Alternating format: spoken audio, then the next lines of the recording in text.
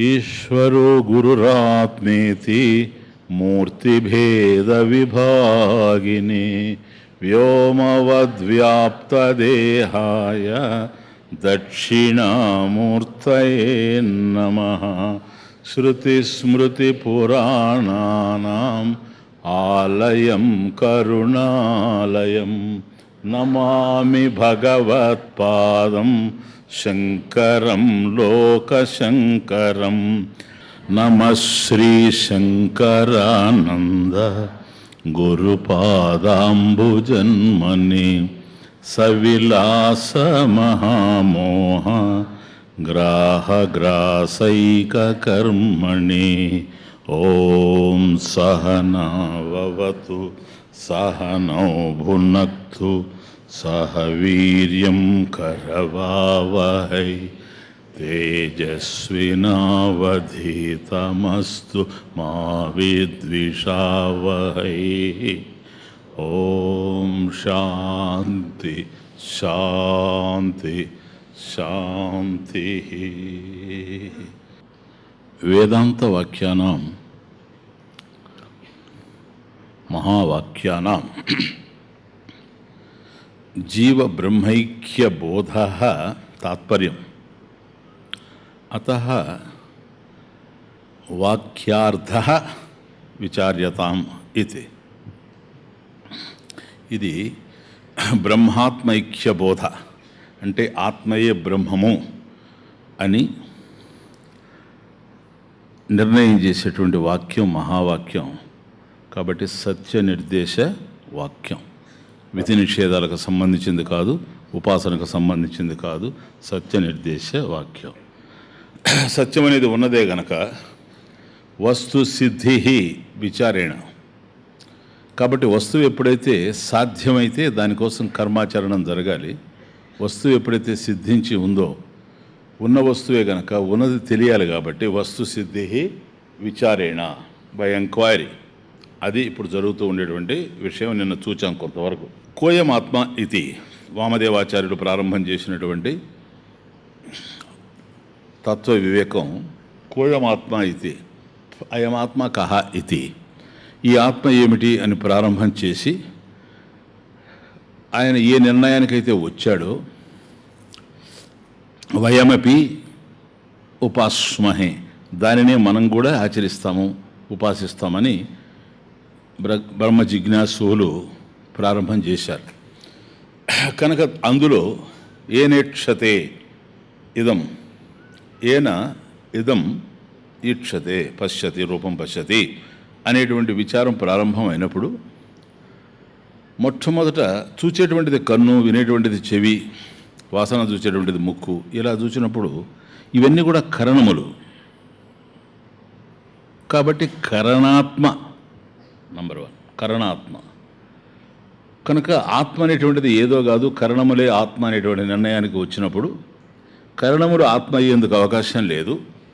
ఎందుకంటే చెవి వినడం కోసమే కరణం, కన్ను చూడడం కోసమే కరణం, ముక్కు వాసన చూడడం కోసమే కరణం. కాబట్టి ఈ కరణములు ఏది ఏ పని చేయగలుగుతూ ఉందో అది అన్నీ చేసేందుకు అవకాశం లేదు గనక సమన్వయం కుదరడం లేదు. కాబట్టి కరణాత్మ ఆత్మ అయ్యేందుకు అవకాశం లేదు. కోయమాత్మ ఇది అయమాత్మ కహ అన్నప్పుడు కరణాత్మ కాదు. ఇక కర్తృరాత్మ అయి ఉండాలి. కర్తృరాత్మ అన్నప్పుడు కర్మాచరణంలోనే మన కర్త కనపడుతూ ఉన్నాడు, కానీ కర్మాచరణం లేనప్పుడు కర్త లేడు. కర్త లేకపోయినా మనం ఉన్నట్టుగా మనకు తెలుస్తూ ఉంది. ఇది ప్రధానమైనటువంటి విషయం. ఈ కర్త కూడాను చూచేవాడు వినేవాడు కాదు, వినేవాడు వాసన చూచేవాడు కాదు, వాసన చూచేవాడు ఆలోచించేటువంటి వాడు కాడు. కాబట్టి కర్త కూడా మార్పు చెందుతూ ఉన్నాడు. కాబట్టి మార్పు చెందేది ఏది ఆత్మ అయ్యేందుకు అవకాశం లేదు కనుక కరణాత్మ ఆత్మ కాదు, ఉపాసించదగింది కాదు. అది ప్రధానమైనది. ఏంటంటే ఆత్మ అని చెప్పుకోవచ్చు, కరణం కూడా ఆత్మే, కానీ ఆత్మ కరణం కాదు, అదొక ఆర్గ్యుమెంట్ ఉంది. కానీ ఉపాసితవ్యం కాదు. దేనికోసమైతే మనం ఆత్మని ఉపాసించాలి అనుకున్నామో అది మాత్రం అయ్యేందుకు అవకాశం లేదు. కాబట్టి ఈ రెండు, కర్తృత్మ కరణాత్మ, ఈ రెండు ఎక్కడైతే లేవో అక్కడ మనం ఉన్నట్లుగా తెలుస్తూ ఉంది. ప్రధానంగా సుషుప్తి మనకు ముఖ్యంగా తెలుస్తూ ఉంది. కానీ కర్తృత్మ కానీ కర్త, అట్లాగే కరణాత్మ కానీ మార్పు చెందుతూ ఉండే. మొదట తత్వవివేక ప్రకరణంలో, మహాభూత ప్రకరణంలో మనం చూసినట్టుగా సంవిత్ ఏదైతే ఉందో ఆ సంవిత్ మార్పు చెందకుండా ఉండిన ఇవన్నీ వేరియబుల్స్గా కనపడుతూ ఉన్నాయి. అది ఇన్వారియబుల్ ప్రజెన్స్ అని అప్పుడు చూచాం. అదే ఇక్కడ ప్రజ్ఞానంగా చెప్పబడతా ఉంది.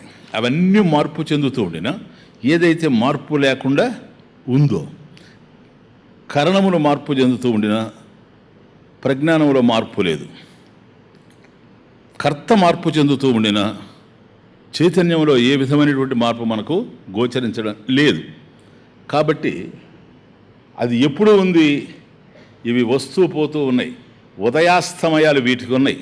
కానీ అది నోదేతి నస్తమేతి, నా ఉదేతి నా అస్తమేతి. అందువల్ల విషయ జ్ఞానం ఏదైతే ప్రపంచంలో మనకు కనపడుతూ ఉందో అది పుడుతూ ఉంది, పోతూ ఉంది కదా. ఒక చెట్టును చూచాము, చెట్టు అనేటువంటి జ్ఞానం మనకు కలిగింది, వృక్ష జ్ఞానం. అది మళ్ళీ వేరే దాన్ని చూసినప్పుడు, ఒక ఆవును చూసినప్పుడు ఇది పోతూ ఉంది. వృక్షం అనేటువంటిది పోయి ఆవుకు సంబంధించినటువంటి జ్ఞానం మనకు కలుగుతూ ఉంది. కాబట్టి ఇలా మార్పు చెందుతూ ఉన్నాయి. ఈ జ్ఞానం పుట్టింది, మరొక దానికి అవకాశం ఇస్తే ఇది అంతరిస్తూ ఉంది. కానీ ప్రజ్ఞానం మాత్రం ఎప్పుడు అంతరించడం లేదు. అది ఇవన్నీ వేరియబుల్స్గా ఉన్నాయి, అది ఇన్వేరియబుల్ ప్రజెన్స్ ఉంది కనుక అనుభవము ఇది ఒకటి ప్రధానంగా చూసుకోండి. అనేక సార్లు నేను చెప్తుంటాను, మీకు కావాల్సింది ఆత్మానుభవం కాదు, ఆత్మకు సంబంధించిన జ్ఞానము అని. ఇక్కడ చూసారా, అనుభవం పుడుతుంది. చెట్టును చూసినప్పుడు చెట్టు అనేటువంటి అనుభవం కలుగుతుంది. ఆ చెట్టు అనేటువంటి అనుభవం కలగక ముందే నువ్వు ఉన్నావు. తరువాత భవము పుట్టుక, నువ్వు ఉన్నావు కనుక నీకు కలుగుతూ ఉంది అనుభవం. అనుభవాలు వస్తూ ఉంటాయి, పోతూ ఉంటాయి. అనుభవం పుడుతూ ఉంటుంది, నశిస్తూ ఉంటుంది. కానీ జ్ఞానం, అనుభవ జ్ఞానం అయితే పుడుతూ పోతూ ఉంటుంది. ప్రజ్ఞానం పుట్టేది కాదు, నశించేది కాదు, ఉదయించేది కాదు, అస్తమించేది కాదు. బాగా అర్థం చేసుకోండి. కాబట్టి experience comes and goes, experience rises and sets. Okay, ప్రజ్ఞానం the consciousness neither rises nor sets. Clear? కాబట్టి చైతన్యం ఏదైతే ఉందో, ఇవి ఉండినా లేకపోయినా, వీటికి సంబంధించిన అనుభవాలు నువ్వు పొందినా, ఆ అనుభవాలు నీకు లేకపోయినా, అనుభవ జ్ఞానం స్మృతి రూపంలో నీలో ఉండినా, స్మృతి లోపించిన ఆ రెండు దశల్లో కూడా ఇది ఉంది. అది ఉన్నప్పుడు ఇది ఉంది, అవి లేకపోయినా కూడాను ఇది కంటిన్యూ అవుతూ ఉంది కనుక ఇది ప్రజ్ఞానం అని మనం చూచాం. మొదటి శ్లోకంలో ప్రధానంగా ఇది తత్ ప్రజ్ఞానం ఈరితం, దీనినే ప్రజ్ఞానం అన్నారు. సో జ్ఞానానికి ప్రజ్ఞానానికి ఉన్న డిఫరెన్స్ ఇప్పుడు మీకు అర్థమై ఉండాలి. జ్ఞానం ఏదైతే ఉందో, విషయ ప్రపంచానికి సంబంధించినటువంటి జ్ఞానం, ఇది పుడుతూ ఉంటుంది, పోతూ ఉంటుంది. దీన్ని మళ్ళీ ఇంకోటి రీప్లేస్ చేస్తూ ఉంటుంది. కానీ ప్రజ్ఞానాన్ని చేసే అవకాశం లేనే లేదు. కాబట్టి జీవత్వంగా ఏదైతే మనలో ఉందో, ఏది ఉండడం వల్ల సమస్తమైనటువంటి కార్యకలాపాలు నడుస్తూ ఉన్నాయో, కాబట్టి కరణాత్మ, కరణములు పనిచేయడానికి, ఆ కరణముల వెనుక అంతఃకరణం పనిచేయడానికి ఏదైతే ప్రధానంగా ఉందో, అవి అలా పనిచేయడానికి తాను కారణమయ్యుండి వాటిలో ఉంటూ అట్ ద సేమ్ టైం విలక్షణంగా వాటికన్నా ఏదైతే ఉందో అది ప్రజ్ఞానం. This is the main difference between జ్ఞానం అండ్ ప్రజ్ఞానం. ప్రముఖమైనటువంటి జ్ఞానం ఇది. ఇది ఏది అన్నప్పుడు ఏ నేక్షతే అంటూ ప్రారంభమైనాం. ప్లీజ్. ఏ నేక్షతే శృణోతి ఇదం జిఘ్రతి వ్యాకరోతి చ స్వాదు అస్వాదు విజానాతి తత్ ప్రజ్ఞానం ఉదీరితం. ఇది కాబట్టి దాన్ని ప్రజ్ఞానం అన్నాం. ఏన ఏక్షతే, ఏన శృణోతి, ఏన జిఘ్రతి, ఏన వ్యాకరోతి, ఏన స్వాదు అస్వాదు విజానాతి ఇదం. ఏన ఇదం పశ్యతి. ఏన దేని చేత అయితే ఇదం, ఇదం రూపం పశ్యతి, ఇదం శబ్దం శృణోతి, అది ఇదం గంధానాం అజిగ్రతి, గంధానా జిగ్రతి, గంధాన అజిగ్రతి. అది ఏదైతే జరుగుతూ ఉందో అది ఏన ఏక్షతే అన్నప్పుడు చైతన్యం అనేటువంటిది, దేనినైతే ప్రజ్ఞానం చైతన్యం అని మనం అంటున్నామో, ఈ చైతన్యం, ఈ ప్రజ్ఞానం ప్రత్యక్షంగా చూడకపోయినా ఇంపార్టెంట్. ఎందుకంటే ప్రత్యక్షంగా చూసే అవకాశం లేదు, అది అలుప్త దృక్. ప్రజ్ఞానం లేదా చైతన్యం అనేటువంటిది సాక్షాత్ ప్రత్యక్షంగా చూచేటువంటి అవకాశం లేదు. ఎందుకని లేదు? చైతన్యం ఎందుకు ప్రత్యక్షంగా చూడలేదు? చైతన్యం ప్రత్యక్షంగా చూడాలి అంటే చైతన్యం కన్నా అన్యమైంది ఉండాలి, దృశ్యం ఉండాలి. కాబట్టి చైతన్యం అనే స్థాయిలోకి వెళ్ళి మాట్లాడినప్పుడు చైతన్యం వినా కించన్ నాస్తి, చైతన్యం కన్నా అన్యంగా రెండో వస్తువు లేదు. రెండో వస్తువు లేనప్పుడు అది చూడడం అంటూ జరగదు. కాబట్టి ప్రత్యక్షంగా, వెరీ ఇంపార్టెంట్, ప్రత్యక్షంగా చైతన్యం లేదా ప్రజ్ఞానం ప్రత్యక్షంగా చూడకపోయినా, ప్రత్యక్షంగా వినకపోయినా, ప్రజ్ఞానము లేనిదే, చైతన్యము లేనిదే కరణములు పనిచేయడం జరగదు. కనుక చూడడము జరగదు, వినడము జరగదు, వాసన చూడడము జరగదు, తెలుసుకోవడము జరగదు. ఆ మెలిక బాగా మనసులో పెట్టుకోండి. ఏదైతే ప్రజ్ఞానం అని అంటున్నామో చైతన్యం, ఈ చైతన్యం ప్రత్యక్షంగా చూడకపోయినా, వినకపోయినా, వాసన చూడకపోయినా, మంచి చెడులను తెలుసుకోకపోయినా, కానీ ప్రజ్ఞానం అనేది ఉంటే తప్ప తెలుసుకోవడం అనేది జరగదు, చూడడం అనేటువంటిది జరగదు, వినడం అనేటువంటిది జరగదు. కాబట్టి ఏది ఉండడం వల్ల ఏది ఉండడం వల్ల ఇవన్నీ జరుగుతున్నాయో చూసేది మాత్రం అది కాదు. కానీ అది ఉన్నప్పుడు మనసులో చిదాభాస చైతన్యం కదులుతూ ఉంది కనుక అహంభావన స్ఫురిస్తూ ఉంది. ఈ అహంభావన కరణముల ద్వారా అహం వృత్తి ప్రారంభమయ్యి, ఈ అహం వృత్తులు ఎప్పుడైతే ఇక్కడి నుంచి కదిలి జ్ఞానేంద్రియముల ద్వారా విషయ ప్రపంచంలోకి వెళ్ళినప్పుడు, శబ్దాది విషయాల్లో వృత్తులు చేరినప్పుడు వాటికి సంబంధించినటువంటి జ్ఞానాన్ని గడించడం జరుగుతుంది. కాబట్టి ఇది వృత్తి జ్ఞానం, ప్రజ్ఞానం కాదు, వృత్తి జ్ఞానం. ఆ ప్రజ్ఞానము యొక్క అండతో వృత్తి జ్ఞానం ఏర్పడుతూ ఉంది. అంతే సింపుల్, ఇంకేలేదు. సపోజ్ ఇవి లేవనుకోండి, ప్రజ్ఞానం తానుగా ఉంటుంది. Very important.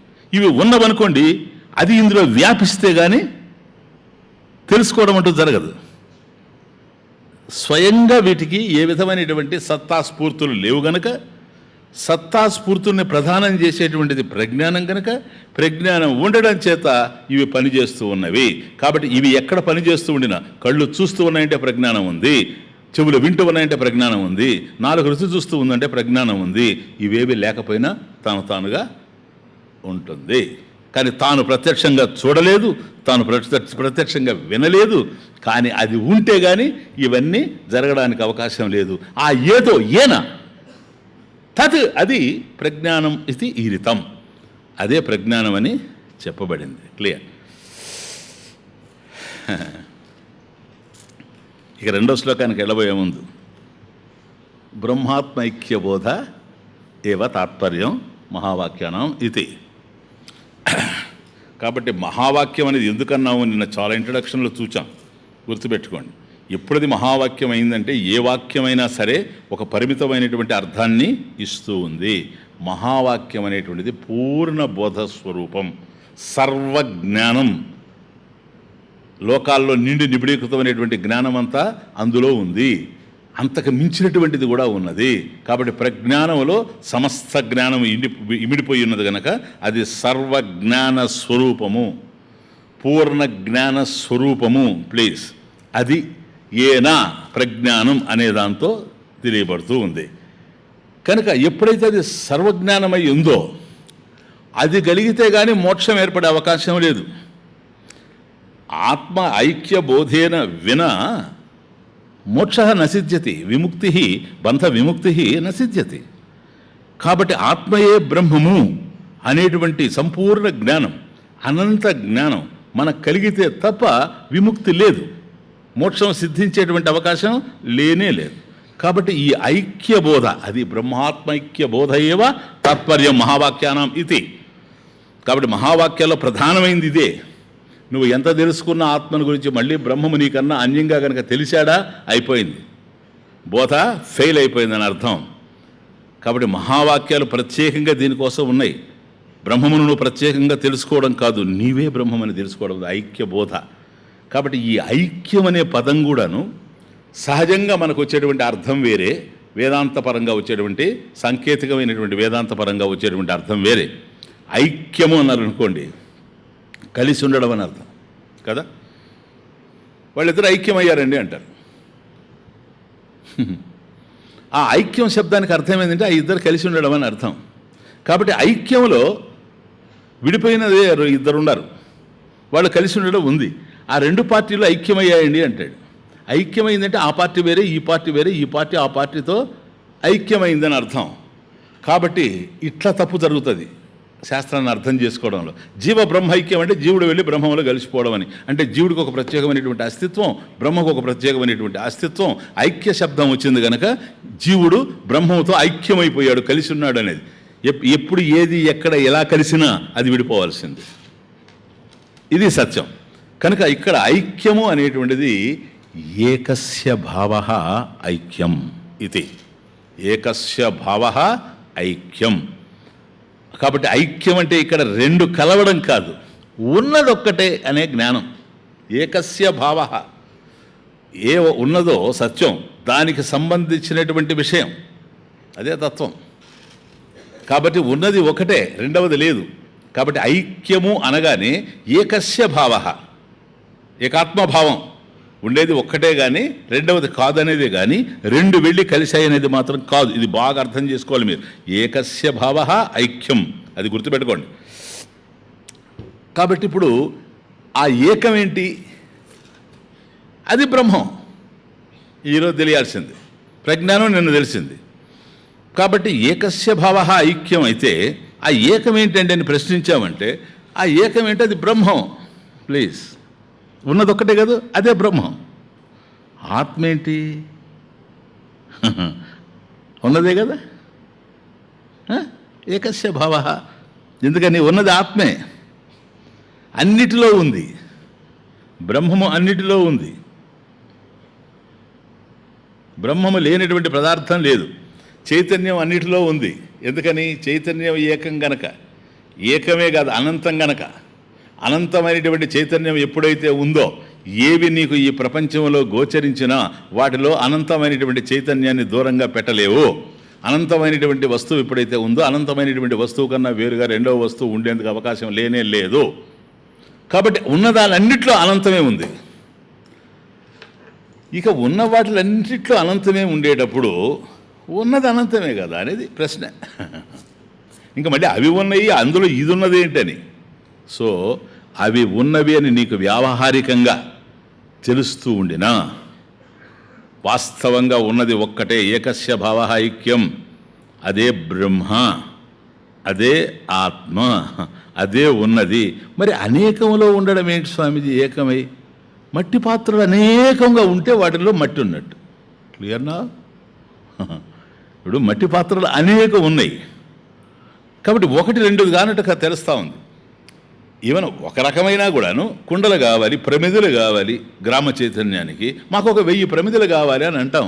ఆ 1000 అనేది సంఖ్య, ఒకదాని తర్వాత ఒకటి లెక్కెట్టుకుంటూ పోతేనే 1000 వస్తాయి. కాబట్టి 1000 ఉండాయనప్పుడు అనేకంగా తెలుస్తూ ఉంది. వస్తుత స్వభావత స్వరూపత మనం లోపలికి వెళ్ళి చూసినప్పుడు అక్కడ అన్ని లేవు. అనేకంగా మనకు తెలిసిన, అనేక ప్రమిదలుగా తెలిసిన, అనేక ప్రమిదలలో ఉన్నటువంటిది సత్యం ఒకటే. ఏది? మృతికత్యవ సత్యం. మృతికత్యవ సత్యం. కాబట్టి పాత్రలన్నిటిలో, మట్టి పాత్రలన్నిటిలో మృత్తిక ఉంది. పాత్రలన్నీ పగిలిపోయిన మృత్తిక ఉంటుంది. అన్నిటిలో అది ఉంది, అన్నిటికన్నా విలక్షణంగా అది ఉంది. కాబట్టి అనేకంగా ఉన్నట్టుగా మట్టి పాత్రలు తెలుస్తూ ఉండిన మృత్తిక సత్యం ఏకం, చైతన్యం ఏకం, తత్ బ్రహ్మ ఇది. కాబట్టి నిన్నటికి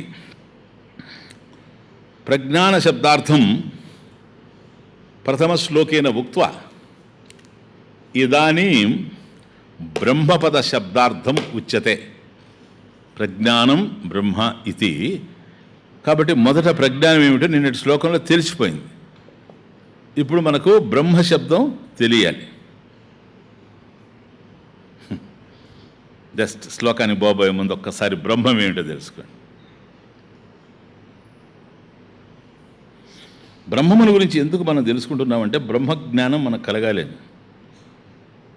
అంతేనా? ఏమని కలగాలి? బ్రహ్మము సత్యము, జ్ఞానము, అనంతము అనేది కలగాల.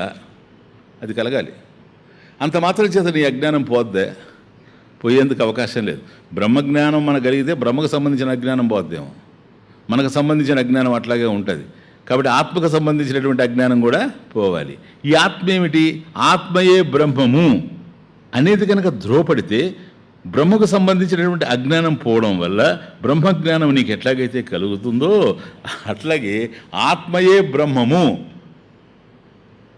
అనే అజ్ఞానం పోవాలంటే ఆత్మయే బ్రహ్మము అనేటువంటి జ్ఞానం కలిగితే ఆత్మ బ్రహ్మము కన్నా వేరు అనేటువంటి అజ్ఞానం పోద్ది. ఇది ఆత్మైక్య బోధ. బాగా అర్థం చేసుకోండి. కాబట్టి కేవలం ఆత్మను తెలుసుకున్న ఉపయోగం లేదు. మహావాక్యాలు ఇది ప్రధానంగా అయమాత్మ బ్రహ్మ అన్నప్పుడు అక్కడ వస్తుంది మీకు. కాబట్టి ఈ ఆత్మయే బ్రహ్మం. కాబట్టి ఒకే బ్రహ్మాన్ని రెండు సూచించేటప్పుడు రెండు వేరుగా ఉండేందుకు అవకాశం లేదు. సామ్యం ఉంది. ఆ రెండు ఒకటే, రెండు పేర్లతో పిలువబడుతూ ఉండయి అని అర్థం. కాబట్టి ఇప్పుడు మనకు కావాల్సింది ఆత్మయే బ్రహ్మము అనే జ్ఞానం కలగాలి. ఆ ఆత్మయే ప్రజ్ఞానం అని నిన్న చూచాం. ఈ ప్రజ్ఞానమే బ్రహ్మం. ప్రజ్ఞానం బ్రహ్మం అయితే ఆత్మయే బ్రహ్మం కనుక ఆత్మ కూడా ప్రజ్ఞానమే. ఆత్మ కూడా ప్రజ్ఞానం అయితే నేను బ్రహ్మమే. నేను మరొక వేరుగా ఉండేందుకు అవకాశం లేదు. That is the logic. Clear? కాబట్టి ఇది ప్రమాణం ద్వారా అందాల. అందుకని మహావాక్యాల్లో ఎందుకు మహావాక్య విచారం చేస్తున్నామంటే ఎవరు చేస్తారు విచారం? గురుముఖత చేయాలి, కూర్చొని గురువుతో కలిసి అధ్యయనం చేయాలి. లేకపోతే మరొక మార్గం లేదు. ఎందుకని? ఆయన వివరించాలి. మనకు తెలిసేటువంటి అవకాశం లేనే లేదు. మనకు ఏది తెలిసినా బుద్ధిలో నిలవగలిగేది తెలుస్తుంది. తమాషా చూడండి. ఇప్పుడు ఉదాహరణకి లడ్డు అన్నాం. లడ్డు అనగానే నీకు వెంటనే దాని రూపం నీ బుద్ధిలో నిలిచిపోద్ది. ఇప్పుడు ఇట్లా ఉంటుంది కదా అని, రైట్? అరిసెలాగా ఉండదు. Arise is different. కాబట్టి అరిసెను చూసినప్పుడు అది ఏ విధంగా ఉంటుంది, దాని పరిమాణం ఎట్లా ఉంటుంది అనేది నీకు తెలుసు. లడ్డు అన్నప్పుడు గుండ్రంగా ఉంటుందని నీకు తెలుసు. కాబట్టి లడ్డు అనేటువంటి మాట శబ్దం రాగానే శబ్దస్య అర్థ, ఆ శబ్దానికి ఏదైతే అర్థం ఉందో ఆ అర్థం నీకు జ్ఞాన రూపంలో ఆ వాక్యం వల్ల ఏర్పడిపోతూ ఉంది. బుద్ధిలో నీకు లడ్డు కనపడతా ఉంది. ఏదైనా అంతే. అయం ఘట, ఇది కుండ. కుండ నీకు తెలుస్తూ ఉంది. ఎందుకని? ఆల్రెడీ నీకు తెలుసు కనుక. ఘట వృత్తి నీలో ఉంది కనుక గతంలో. ఇప్పుడు నీకు తెలుస్తుంది. బ్రహ్మ శబ్దం ఎట్లా తెలియాలి? That's the point. ఎన్ని శాస్త్రాలు చదివినా బ్రహ్మము అనేది నీకు తెలిసింది కాదు. నీ వృత్తిలో ఎప్పుడూ ఇమిడింది కాదు. అది వచ్చిన బాధ.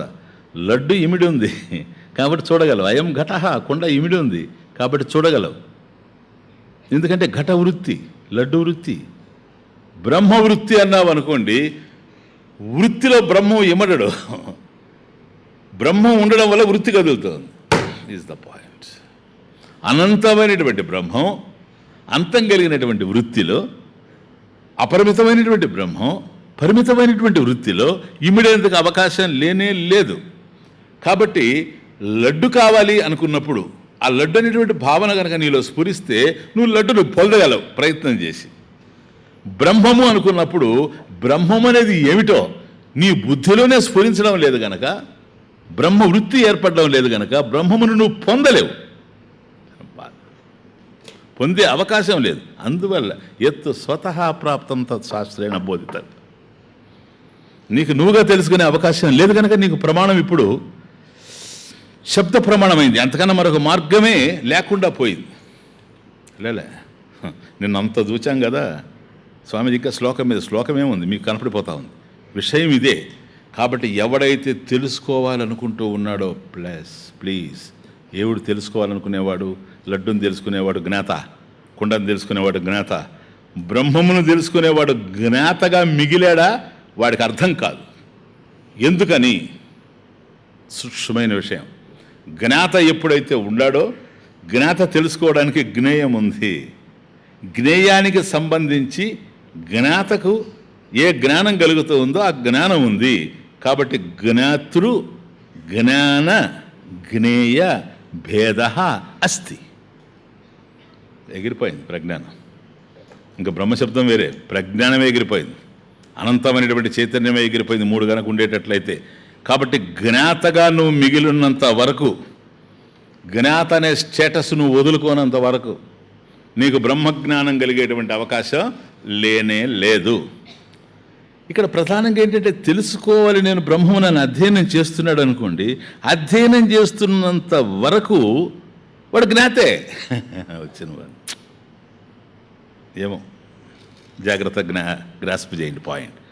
నీకు నువ్వుగా పుస్తకాలు పెట్టుకొని చదువుతూ ఉంటే జ్ఞాతృ జ్ఞేయ జ్ఞాన నివృత్తి నాస్తి. నువ్వు పుస్తకం చదువుతూ ఉన్నంత వరకు, దాన్ని అధ్యయనం చేస్తూ ఉన్నంత వరకు జ్ఞాత ఉండాడు. ఎందుకని? జ్ఞేయం ఉంది గనక. కాబట్టి జ్ఞాత ఎగిరిపోవాలి. జ్ఞాత ఎప్పుడు ఎగిరిపోతాడు? ఈ మూడు ఒకటే అనే జ్ఞానం కలిగినప్పుడు ఎగిరిపోతాడు. అంతవరకు ఉంటాడు. ఇంత పెద్ద వ్యవహారం, ఇంత పెద్ద ఆపరేషన్ కేవలం వ్యక్తిగతంగా మన దగ్గర జరిగేటువంటి అవకాశం లేనే లేదు. అందువల్ల నీకు నీవుగా పొందలేవు గనక గురువు అందిస్తేనే కలుగుతుంది. గురువు ఏం అందిస్తాడు స్వామీజీ? నిన్ను జ్ఞాతగా కాకుండా, జ్ఞేయంగా కాకుండా, జ్ఞానంగా కాకుండా, ఈ మూడిటి భేదం లేకుండా ఒక జ్ఞాన వృత్తి ఏదైతే ఉందో దానికి సంబంధించినటువంటి జ్ఞానం, యథార్థ జ్ఞానం, వస్తు నిర్దేశ జ్ఞానం, అది ఇస్తూ పోతాడు గురువు. అంతే, ఇంకా లేదు. అలా బోధించడంలో ఏం జరుగుతుంది స్వామీజీ? మహావాక్యాన్ని అలా బోధించడంలో నువ్వు బ్రహ్మమును తెలుసుకుంటున్నావు అనే భావన కాకుండా నీవే బ్రహ్మం అనేటువంటి భావన వచ్చేటట్టుగా బోధిస్తాడు.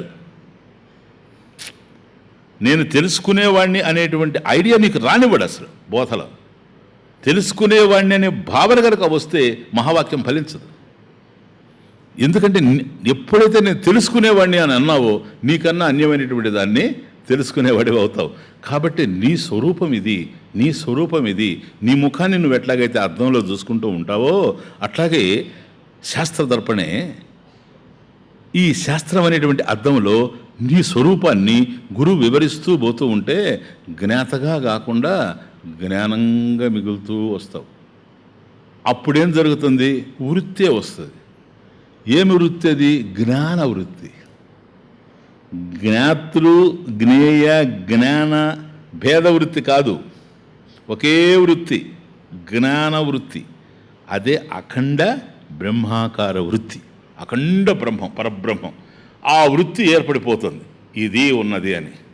ఎప్పుడైతే ఆ జ్ఞాన వృత్తి వస్తుందో, అజ్ఞాన వృత్తి ఉందే, ఏది? జ్ఞాతృ జ్ఞాన జ్ఞేయ భేద వృత్తి, అది తొలగిపోతుంది. ఇది జ్ఞానం చేసే మ్యాజిక్. ఎప్పుడైతే జ్ఞాన వృత్తి అజ్ఞాన వృత్తిని తొలగిస్తుందో ఆ తర్వాత జ్ఞాన వృత్తి కూడా ఉండాల్సిన అవసరం లేదు కనుక అజ్ఞాన వృత్తి తొలగిన తర్వాత జ్ఞాన వృత్తి కూడా డిజాల్వ్ అయిపోతూ ఉంది. అప్పుడు ఏం మిగిలింది? తత్ప్రజ్ఞానం ఏవ, చైతన్యం. అజ్ఞాన కలుషం జీవం జ్ఞానాభ్యాసాత్ వినిర్మలం కృత్వా జ్ఞానం స్వయం నశ్యేత్ జలం కథక రేణువత్. ఆత్మబోధ ఆచార్యులు వారు చెప్పింది. ఫిల్టర్ మర్చిపోయారా?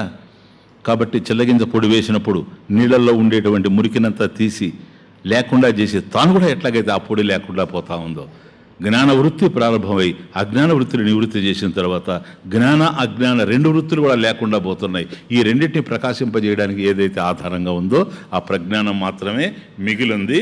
ఆ ప్రజ్ఞానం ఏదో అదే నీవు.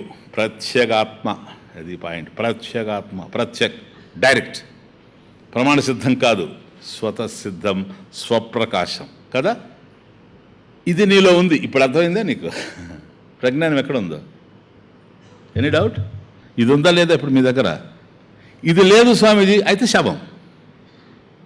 క్లియర్, నిన్న అర్థమైపోయింది. ఇది లేకపోతే శవం. అది ఉన్నప్పుడు ఇవి కదులుతూ ఉన్నాయి అంటే జడములు కదులుతూ ఉన్నాయి ఆ చైతన్యం వల్ల. వాటిల్లో కూడా ఇది ఉంది కనుకనే అన్వయం. అవి లేకపోయినా ఇది ఉంది, వ్యతిరేకం. Clear clear clear. కమాన్. చతుర్ముఖేంద్రదేవేషు మనుష్యాశ్వగవాదిషు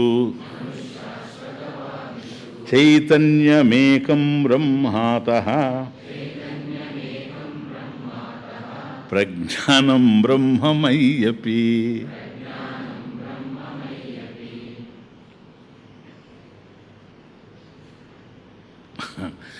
చతుర్ముఖ ఇంద్ర దేవేషు మనుష్య అశ్వ గవాదిషు చైతన్యం ఏకం. అది ఏకం చైతన్యం బ్రహ్మ. అది అతః డెసిషన్, అట్లా వదిలేండి, కంక్లూషన్ అది. చతుర్ముఖ, ఇప్పుడు ఉపాధులు ధరించి ఉండేటువంటి వాళ్ళల్లో, ఇప్పుడు మనం ఉపాధులు ధరించి ఉన్నాం కదా, దేహాదులు. ఈ ఉపాధులు ధరించి ఉండేటువంటి వాళ్ళల్లో ప్రథముడు చతుర్ముఖుడు. అవునా? అంటే బ్రహ్మ, చతుర్ముఖ బ్రహ్మ. ఆయన ఉపాధి మొదట వచ్చింది. ఆయన ఉపాధి వచ్చి ఆయన సృష్టిని చేసిన తర్వాత అన్ని ఉపాధులు వచ్చాయి. కాబట్టి ఏ ఉపాధి రాకముందు ఒక ఉపాధి మనకి ఏదైతే గోచరమైందో అది చతుర్ముఖ బ్రహ్మ యొక్క ఉపాధి, చతుర్ముఖ. నెక్స్ట్ ఇంద్ర, ఇంద్రుడు. దేవేషు, దేవతలు. కాబట్టి దేవేషు అన్నప్పుడు దేవతలు. ఆ దేవతలందరిలోకి ప్రభువు గనక దేవానాం ప్రభువు ఇంద్రః ఇతి. కాబట్టి దేవతలందరికీ ప్రభువు ఇంద్రుడు, సురేంద్రుడు. సురులకు ప్రభువు, సురాణాం ప్రభువు సురేంద్రః ఇతి. మనుష్య, మనుష్యులలో. అశ్వ, గుర్రాలలో. గౌ ఆదిషు, గవాదిషు. గౌ, ఆవు, కౌ. గౌ ఈజ్ కౌ. ఆదిషు ఎట్సెట్రా. మిగతా వాటిల్లో చైతన్యం ఉందా లేదా చెప్పండి మీరు. లేకపోతే ఎట్లా కదులుతున్నాయి? అది ఇక్కడంతా చలనం జరుగుతుంది. చైతన్యం ఉండడం వల్లే జరుగుతుంది. ఆ చైతన్యం ఏకమా అనేకమా? ఏకం. కాబట్టి ఎన్ని బల్బులు వెలుగుతూ ఉండినా, ఎన్ని ఫ్రిడ్జులు పనిచేస్తూ ఉండినా, ఎన్ని ఫ్యాన్లు తిరుగుతూ ఉండినా అన్నిట్లో ఉన్నది కరెంట్ ఒకటే. దీన్ని సపరేట్, దాన్ని సపరేట్, దాన్ని సపరేట్ అని లేదు. విద్యుత్ శక్తి ఒకటే. అట్లాగే ఇక్కడ కూడాను ఆత్మశక్తి స్వరూపం అనేటువంటి అపార శక్తి, అనంత శక్తి ఏదైతే ఉందో ఆ చైతన్యం ఏకం. ఏకం చైతన్యం అస్తి ఇది. అస్తి, అస్తి, ఉంది. ఉండడం వల్లనే కదులుతూ ఉన్నాయి. ఉపాధులలో భేదాలు తెలుస్తూ ఉన్నాయి. ఈ ఉపాధులు ఎందుకు ఇలా రావాలంటే ఇంకా మళ్ళీ అది సృష్టి జరిగింది. మొదట ఉపాధి చతుర్ముఖుడు బ్రహ్మ. ఆయన సృష్టి చేశాడు, సృష్టికర్త. ఆయన సృష్టికర్త కావడం వల్ల సృష్టి జరిగింది. జగత్ సృష్టం జగత్. ఎప్పుడైతే జగత్ సృష్టింపబడిందో అనేకమైనటువంటి ప్రాణులు వచ్చాయి. ఎప్పుడైతే ప్రాణులన్నీ రావడం జరిగిందో కర్మలు ప్రారంభమైనవి. కర్మలు ఎప్పుడైతే ప్రారంభమైనాయో పుణ్యకర్మలు పాపకర్మలు అనేవి కూడా ఉన్నవి. ఆ కర్మలు ఆచరించడం జరిగింది. వాటి వల్ల ఫలితాలు అందుతున్నాయి. శుభైరాప్నోతి, శుభై శుభకర్మై ఇది. శుభైరాప్నోతి దేవత్వం నిషిద్ధై నారకీం తనుం ఉభాభ్యాం పుణ్యపాపాభ్యాం మనుష్యత్వం లభతే నరః. అది కాబట్టి మొదట శుభకర్మై శుభకర్మలు ఏవైతే ఉన్నాయో శుభై దేవత్వం అప్నోతి. పుణ్యకర్మలు చేయడం వల్ల ఆ పుణ్యకర్మల యొక్క ఫలితం వల్ల వచ్చేటువంటి ఉపాధులు దేవతల యొక్క ఉపాధులు. దేవేషు ఇంద్రుడు కానీ ఇవి అంతా కూడా ఒక చతుర్ముఖ బ్రహ్మను అట్లా వదిలిపెడితే, ఎందుకంటే ఆయన సృష్టికర్త గనక, ప్రథముడు గనక ఆ ఉపాధి తర్వాత వచ్చినటువంటి ఉపాధులన్నీ కూడా ఏవైతే ఉన్నాయో ఇవన్నీ. కాబట్టి ఇప్పుడు ఇంద్రుడు ఉన్నాడు, కొంతకాలం అయిన తర్వాత ఇంద్రుడు మళ్ళీ మారుతాడు అసెంబ్లీ లాగానే. ఎందుకని ఆయనకన్నా పుణ్యం చేసుకున్నాడు ఇంకోటి పోయినాడు అనుకోండి, ఈయనకి కూర్చొని ఆయన దించేస్తాడు. అంటే ఈయనకన్నా ఆయనకి ఎక్కువ సీట్లు ఉన్నాయనుకోండి, ఆయన పోయి ఈయన దించుతాడు కదా, అది వ్యవహారం. ఆ సీట్లే ఈ పుణ్యం. కాబట్టి శుభై ఆప్నోతి దేవత్వం. పుణ్యకర్మలు చేయడం వల్ల దేవతా శరీరాలు వస్తే నిషిద్ధై ఏదైతే చేయకూడదో నిషిద్ధ కర్మలు అవి ఆచరించాడనుకోండి, అశుభ కర్మలు పాపకర్మలు నిషిద్ధై నరకీం తను. కాబట్టి వాళ్ళు నరకానికి పోతారు, వీళ్ళు పుణ్యానికి పోతారు, వాళ్ళు నరకానికి పోతారు, పాప జన్మలు ఎత్తుతారు. అట్లా కాకుండా ఉభాభ్యాం పుణ్యపాపాభ్యాం, ఇటు పుణ్యము అటు పాపము రెండు కలిసి చేస్తారనుకోండి, అటువంటి వాళ్ళు మనుష్యత్వం లభతే నరః. కాబట్టి అటువంటి వాళ్ళు నరులై మనుష్యత్వాన్ని అంటే మానవ జన్మని పొందుతారు, మానవ ఉపాధులను ధరిస్తారు. అంటే ఉభయం చేసేటువంటి వాళ్ళు, ఏది ఇటు పుణ్యము పాపం చేసేటువంటి వాళ్ళు. కనుక దేవతా శరీరాలు ఏవైతే ఉన్నాయో అవి కేవలం పుణ్యం వల్లనే వచ్చినవి గనక ప్లీజ్ ఆ దేవతా ఉపాధులలో ఉండేటి వాళ్ళందరూ కూడాను భోక్తలే కానీ కర్తలు గారు. Very important. భోక్తలు, అనుభవించేవాళ్ళు, ఎంజాయర్స్. కనుక పుణ్యం చేశారు కనుక పుణ్యఫలంగా వాళ్ళకి ఇది వచ్చింది కాబట్టి దాన్ని వాళ్ళు అనుభవించేటువంటి వాళ్లే కానీ నూతనంగా కర్మ చేసేటువంటి అవకాశం దేవతలకు అక్కడ లేదు. కాబట్టి దేవతలు ఉండేటువంటి లోకాలు ఏవైతే ఉన్నావో అవి భోగభూములే కానీ కర్మభూములు కావు. ఎందుకని? కర్మ చేయడానికి అక్కడ అవకాశం లేదు.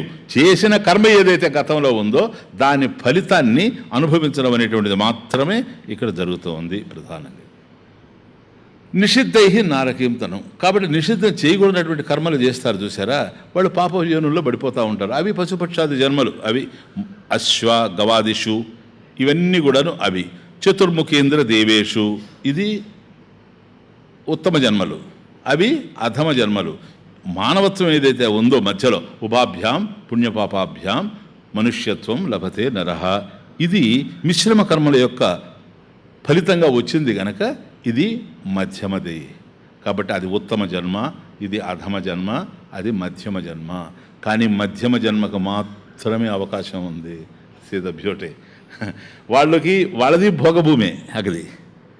కాబట్టి నిషిద్ధ కర్మలు చేయకూడనటువంటి పాపకర్మలు ఆచరించినటువంటి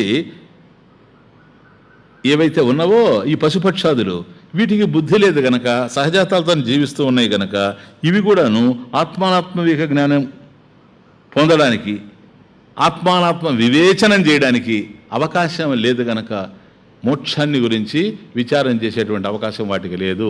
కాబట్టి ఏవైతే దేవతా జన్మలో అవి ఉత్తమోత్తమైనటువంటి ఉపాధులు అయినప్పటికి కూడాను బ్రహ్మజ్ఞానాన్ని పొందడానికి అర్హత లేదు.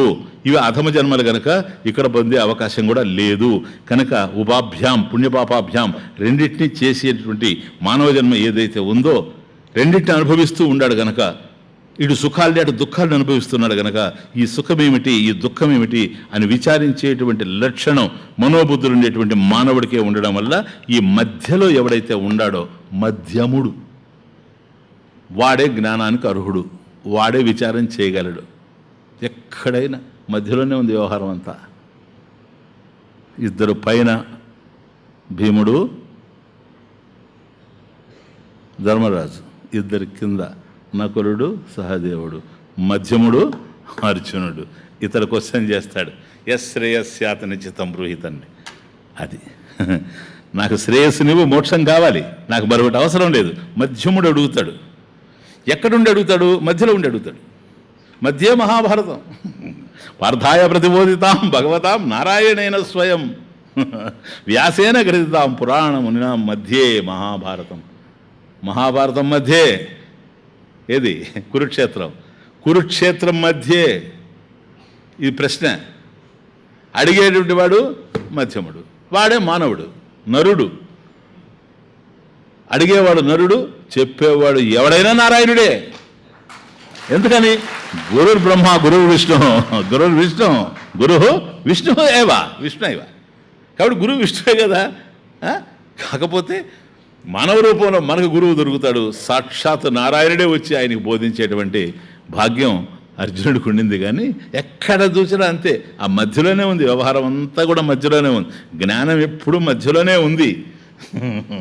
హృత్పుండరీకం మధ్యే, ఆ మధ్యలో ఉంది.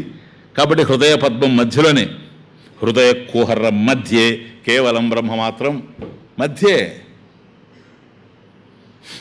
అందుకని ఏ ప్రాబ్లం వచ్చినా మధ్యవర్తిని పెట్టుకుంటారు.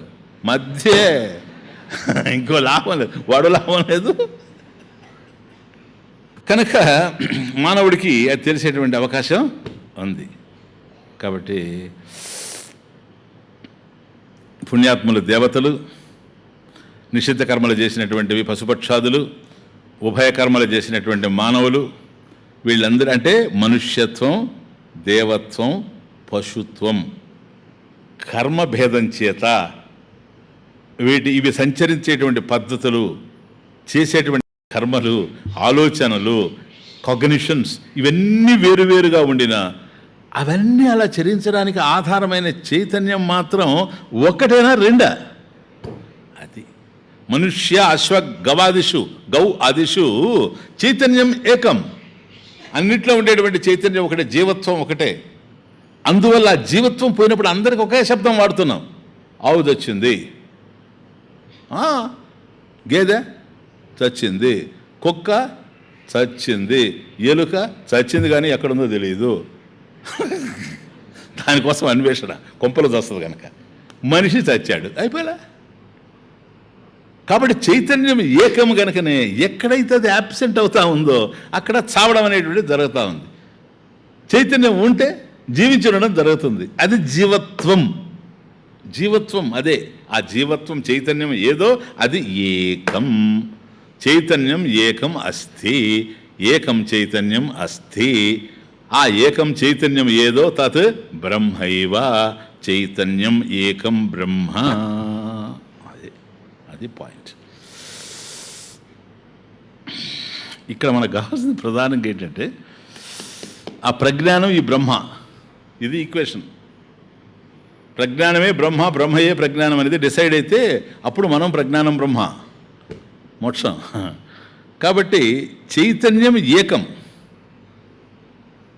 ఇప్పుడు మళ్ళీ ఐత్రేయానికి వెళితే నిన్న చూసినట్టుగా, ఎందుకని ఐత్రేయం నుంచే వామదేవాచార్య సంప్రదాయ శృత్యా అక్కడి నుంచే వచ్చింది కనుక. కాబట్టి ఈ ప్రజ్ఞానం విషయానికి వస్తే ప్రజ్ఞానే ప్రతిష్ఠితం, ఒరిజినల్ మంత్రం. ప్రజ్ఞానే ప్రతిష్ఠితం ప్రజ్ఞానేత్రోల్లోకః, ప్రజ్ఞానే ప్రతిష్ఠా, ఒరిజినల్ మంత్రం. కాబట్టి నిన్న ఏదైతే ప్రజ్ఞానం అని మనం చూచామో, ప్రజ్ఞానేత్రోల్లోకః, నేత్రం. నేత్రం అంటే ఇదని కాదు, నీయతే ఇది నేత్రం. నీయతే ఇది నేత్రః సంస్కృతంలో. నీయతే అంటే నడిపించేది. నియతి ఉండలా, ఆర్డర్ అట్లా. నీయతే ఇది నేత్రః, నేత్ర శబ్దార్థం. ప్రజ్ఞానేత్రోల్లోకః, ఇదం లోకః. ఈ ప్రపంచం ఏదైతే మనకు కనపడుతూ ఉందో ఈ ప్రపంచము ప్రజ్ఞానము చేతనే నడపబడుతూ ఉంది. It's the point. ప్రజ్ఞానము చేతనే నడపబడుతూ ఉంది. దేంట్లో ఉంది లోకమంతా? ప్రజ్ఞానే ప్రతిష్ఠ. ప్రజ్ఞానములోనే నిలిచిపోయి ఉంది సార్. ప్రజ్ఞానము కన్నా భిన్నంగా లేనే లేదు. కేవలం జీవించుండేవే కావు, ఉన్నవి ఏవైనా ప్రజ్ఞానానికన్నా వేరుగా లేవు. అది అప్పుడు కేవలం జీవ బ్రహ్మే కాకుండా జగత్తు కూడా యాడ్ అవుతుంది, చెప్తాను తర్వాత. అప్పుడే ప్రజ్ఞానం బ్రహ్మ జస్టిఫై అవుతుంది. కాబట్టి ఒక రాయి ఉంది, ఒక బండ, అట్లాగో చెట్టు ఉంది, వాటికంతా ప్రాణం లేదని మీరు అనుకోవచ్చు. ఓ మట్టి ఉంది, నో, అక్కడ కూడా ప్రజ్ఞానం వ్యాపకమయ్యే ఉంది. ప్రజ్ఞానే ప్రతిష్ఠ, అన్ని ప్రజ్ఞానంలోనే ఉన్నాయి. ప్రజ్ఞానేత్రోల్లోకః, ఈ ప్రజ్ఞానం చేతనే సమస్తం నడపబడుతూ ఉంది. దేర్ఫోర్ ప్రజ్ఞానం ఈజ్ బ్రహ్మన్ ఈజ్ అనేది ఇంప్లైడ్, అస్తి. ప్రజ్ఞానమే బ్రహ్మము అంటే బ్రహ్మము ప్రజ్ఞానముగా ఉన్నది, ప్రజ్ఞానమే బ్రహ్మమై ఉన్నది. ప్రజ్ఞానం తెలిసిపోయింది మనకు నిన్న. ఏన ఈక్షతే శృణోతి జిఘ్రతి వ్యాకరోతి స్వాదు ఆస్వాదు విజానాతి విశేషణ జానాతి, ఇదంతా ప్రజ్ఞానమని మనకు తెలిసిపోయింది. What is Brahman? బృహత్వాత్, బ్రహ్మ బృహత్వాత్, బ్రహ్మణత్వాత్, రెండు. బృహత్వాత్ పెద్దది, అది బృహత్ శబ్దం. బ్రహ్మ అనేటువంటి దానికి అర్థం ఏంటంటే బృహత్వాత్, బ్రహ్మణత్వాత్ అంటే పెద్దది. ఎంత పెద్దది? అదే పెద్ద అనేది అడ్జెక్టివ్. పెద్దది పెద్ద కాదు, పెద్ద అంటే అడ్జెక్టివ్ విశేషణం అయిపోద్ది. ఇప్పుడు పెద్ద అంటే బిగ్, ఇది బిగ్ కాదు, ఇది బిగ్నెస్. అది బృహత్వాత్, ఏదైతే పెద్దదో దానికన్నా పెద్దది. పెద్దది పెద్ద కాదు, పెద్దది. ఇప్పుడు ఒక పెద్ద చెట్టు అన్నాం అనుకో, బిగ్ ట్రీ. ఆ బిగ్ ఎంత బిగ్? అది పెద్ద అనేది బృహి ధాతువులేండి, ఊరికే చెప్తున్నా మీకు. బిగ్ ట్రీ అంటే ఆ బిగ్ అనేది ఎంతది విశేషణం? ట్రీ బిగ్, అంతేనా? బిగ్ ర్యాట్ అంటే ఈ బిగ్ ఎంతది? ర్యాట్ అంత బిగ్. బిగ్ మైక్రోబ్ అంటే ఏంది బిగ్ అని చెప్పండి. కాబట్టి ఇంతది అని కాదు,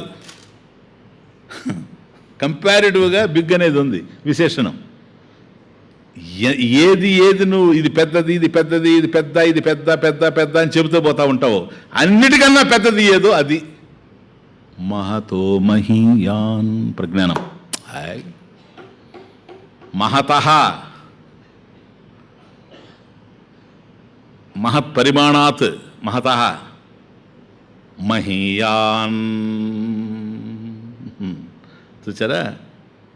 కాబట్టి ఏదైతే నీకు చాలా పెద్దదిగా కనపడుతూ ఉందో దానికంటే కూడా మహత్తరహ, మహీయాన్, మహత్తరహ, మహత్పరిమాణాత్ మహీయాన్.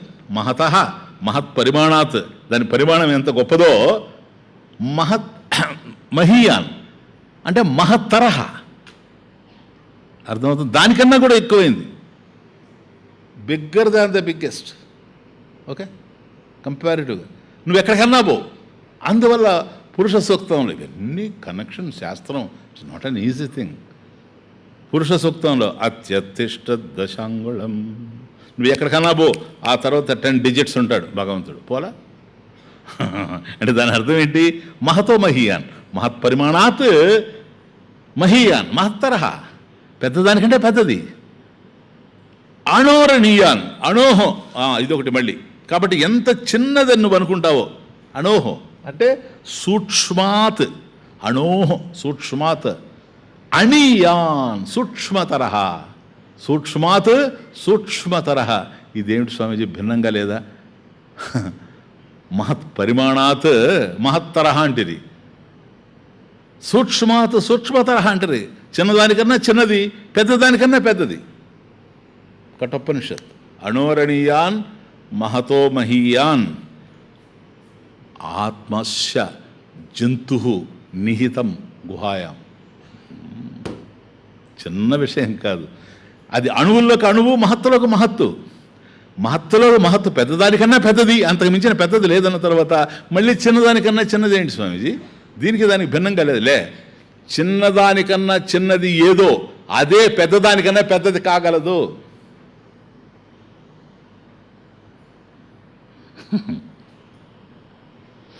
ఏదైతే చిన్నదానికన్నా చిన్నదిగా ఉండగలదో అదే పెద్దదానికన్నా పెద్దదిగా ఉండగలదు.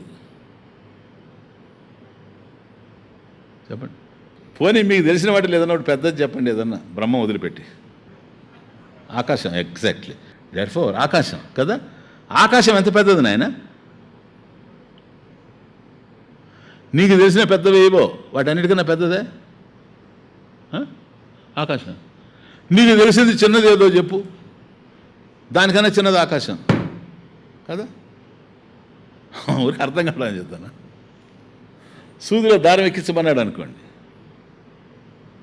సూదే ఇంత, దాని శిఖ చివరికి వచ్చేటప్పటికి అగ్రభాగం ఎంత ఉంటుంది, ఇంత.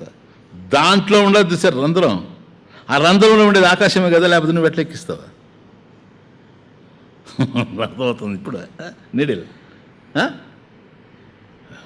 ఐ ఆఫ్ ది నీడిల్ ఎంత చిన్నదే, ఇదే కదా, అదే కదా కాదా నాయన? అంట నీడిల్లో ఎంత ఆకాశం అయితే ఉందో అదే కదా సార్ నువ్వు చూసే విశాల ఆకాశం. సో ఈ ఆకాశం ఏదైతే ఉందో space, that is bigger than the biggest, smaller than the smallest. అనుచ్ఛేదం చేసుకుంటూ పోయినామనుకు అణువుల్ని, కఠినమైనటువంటి పురోటాన్ని కూడా ఛేదించేశారు కదా. పురోటాన్ని కూడా ఛేదించేసిన తర్వాత ఏముంది, అంత సూక్ష్మం, అది ఎక్కడుంది, అంతటా ఉంది. అది కదా విచారం. కాబట్టి ఏదైతే సూక్ష్మతరమో అది అణోహో అణీయాన్ మహతః మహీయాన్, అది అటువంటిది. కాబట్టి అటు మహత్ కన్నా మహత్ అయింది, అణువు కన్నా అణువైంది, సూక్ష్మమైనటువంటిది గనక కఠోపనిషత్తులో యమధర్మరాజు బ్రహ్మాండంగా కదా రెడీ చేశాడు. అడిగినప్పుడు నాయనా నచికేత అణోరణీయాన్ మహతో మహీయాన్ ఆత్మాస్య జంతో నిహితం గుహాయాం. జంతోహో ప్రాణిజాతస్య, కాబట్టి ప్రాణులు ఏవైనా ఉన్నాయో జంతువులు, కనెక్షన్ ప్లీజ్.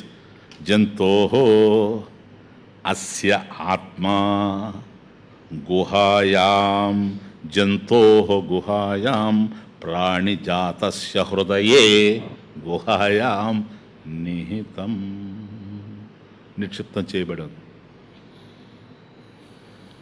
ఆత్మ. అస్య జంతోః ప్రాణిజాతస్య గుహాయాం, హృదయే నిహితం ఉంచబడింది. చూచారా? ఎందుకని? అణువులో అణువు, మహత్తులో మహత్తు గనక అట్లా అంతటా అణువులో అణువుగా, మహత్తులో మహత్తుగా, మహత్త కన్నా మహత్తరమైనదిగా, అణువు కన్నా సూక్ష్మమైనటువంటిదిగా ఏదైతే ఉందో అది ప్రాణిజాతస్య జంతోహో కదా, ప్రాణిజాతస్య.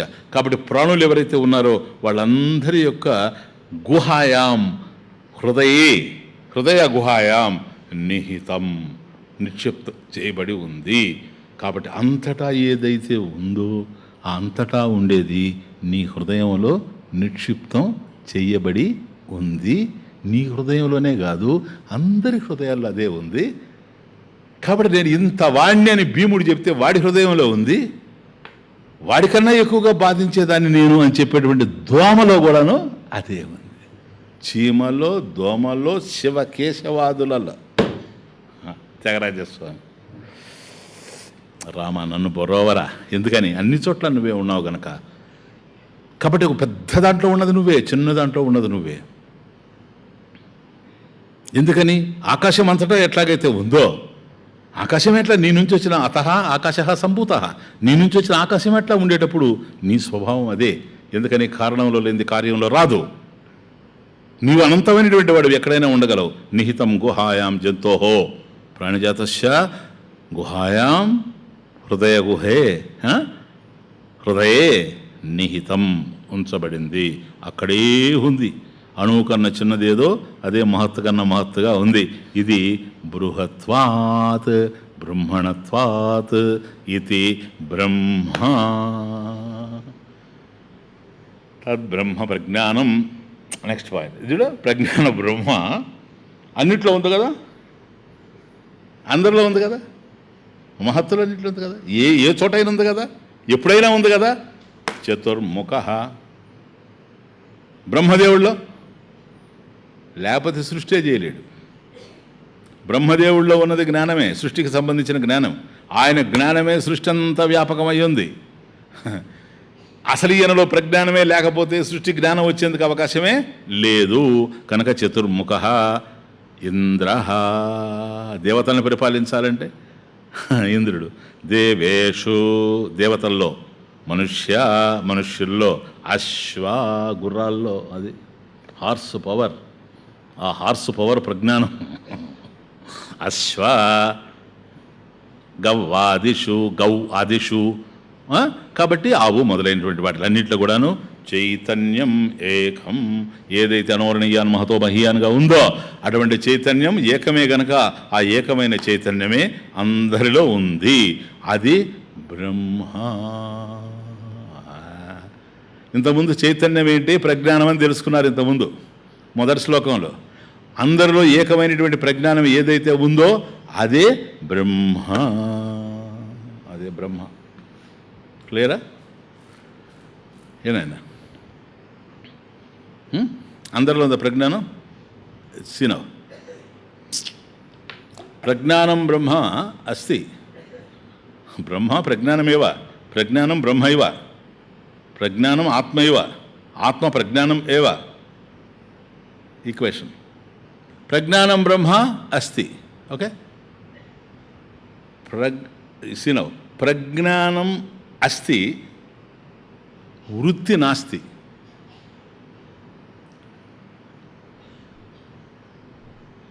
వృత్తి అస్తి, ప్రజ్ఞానం అస్తి.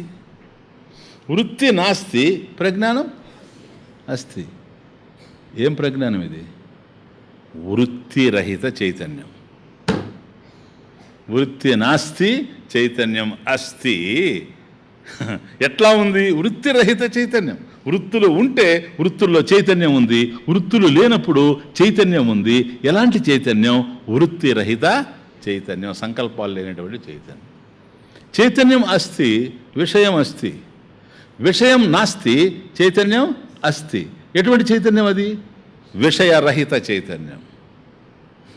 వస్తు అస్తి, చైతన్యం అస్తి. వస్తు నాస్తి, చైతన్యం అస్తి. ఎట్లాంటిది ఇది? వస్తురహిత చైతన్యం, ఆబ్జెక్ట్లెస్ అవేర్నెస్. కాలః అస్తి, చైతన్యం అస్తి. కాలః నాస్తి, చైతన్యం అస్తి. కాలరహిత చైతన్యం అస్తి. దేశరహిత చైతన్యం అస్తి. వస్తురహిత చైతన్యం అస్తి. వస్తుతః కాలతః దేశతః అపరిచ్ఛిన్నః. కమాన్. అనంతః అస్తి. అనంతః ప్రజ్ఞానం ఏవ. ప్రజ్ఞానం బ్రహ్మ ఏవ. ప్రజ్ఞానం బ్రహ్మ అతః దేర్ఫోర్ అహమేవ. Any doubt?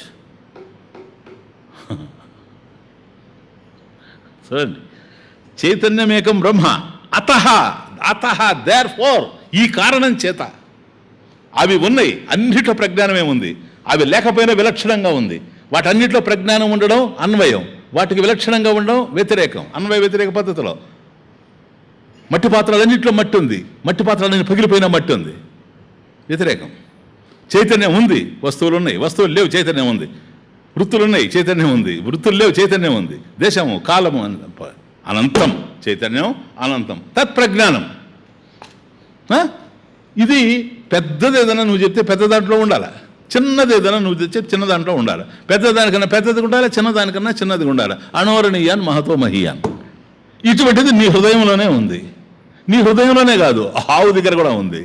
ఆవు దగ్గరే కాదు, అశ్వంలో ఉంది, గుర్రంలో ఉంది. గుర్రంలోనే కాదు, చతుర్ముఖుల్లో ఉంది. చతుర్ముఖుల్లోనే కాదు, దేవతల్లో ఉంది, అగ్నిదేవుల్లో ఉంది, ఇంద్రుల్లో ఉంది, వరుణుల్లో ఉంది.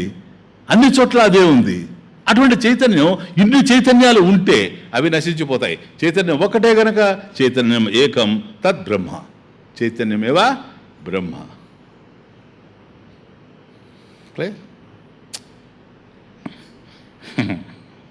కాబట్టి తత్ చైతన్యం ఏకం తదేవ బ్రహ్మ. తద్బ్రహ్మ అహమేవ. ఎందుకని? అదే, ఆ చైతన్యమే అందరి హృదయాల్లో ఉంది. నిహితం గుహాయాం, నా హృదయంలో కూడా ఉంది. నా హృదయంలో ఆ చైతన్యమే ఉంది గనక బ్రహ్మ, అది చతుర్ముఖ బ్రహ్మలో కూడా అదే ఉంది గనక, అంతటా అదే ఉంది గనక, అది ఏకం గనక, రెండయ్యేందుకు అవకాశం లేదు గనక, అక్కడ ఏదైతే ఉందో ఇక్కడ అదే ఉంది గనక, నేనెవరు అని అంటే అహం బ్రహ్మ ఏవ. నేను కూడా బ్రహ్మమే. ఎందుకని? బ్రహ్మము చైతన్యమే గనక, నేను చైతన్యమే గనక, రెండు చైతన్యాలు ఉండేందుకు అవకాశం లేదు గనక ఉపాధులలో భేదమే కానీ ఉపాధులకి నాకు సంబంధం లేదు. ఉపాధులు ఉంటే నేనున్నాను, ఉపాధులు లేకపోయినా నేనుంటాను. See the point.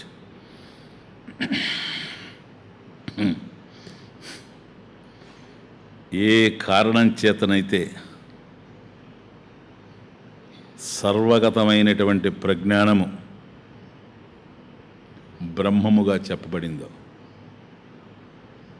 ఏ కారణం చేతనైతే అంతటా వ్యాపించినటువంటి సర్వగతమైనటువంటి ప్రజ్ఞానము బ్రహ్మముగా చెప్పబడిందో, ఆ కారణం చేతనే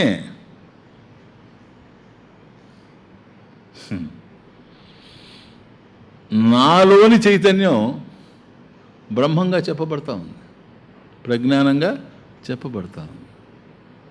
అంతటా వ్యాపించింది కదా, అది ప్రజ్ఞానం అన్నావు. ఏ కారణంతో అంతటా అది వ్యాపించిందో అదే కారణంతో నాలో కూడా వ్యాపించింది. అణోరణీయాన్ మహతో మహీయాన్. ఇక నువ్వు అది పెద్దది ఇది చిన్నదనే ప్రశ్న లేదు. పెద్దదానికన్నా పెద్దది, చిన్నదానికన్నా చిన్నది. అది ఉంటేనే ఇవన్నీ ఉండే, అవి లేకుంటే ఇది ఉండేందుకు అవకాశం లేదు.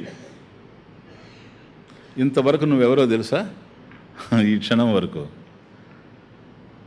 ఇప్పుడు నువ్వు బ్రహ్మ, అహం బ్రహ్మైవ అతః, ఈ కారణం చేత, ఏ కారణంతో ప్రజ్ఞానం సర్వగతమై అంతా ఉన్నదో ఆ కారణంతో నాలో కూడా ఉంది కనుక అదంతా బ్రహ్మమైనప్పుడు నేను బ్రహ్మం కాకుండా పోయేందుకు అవకాశం లేదు. కాబట్టి చైతన్యం ఏకం, తత్ ఏకం చైతన్యం బ్రహ్మైవ, బ్రహ్మమే.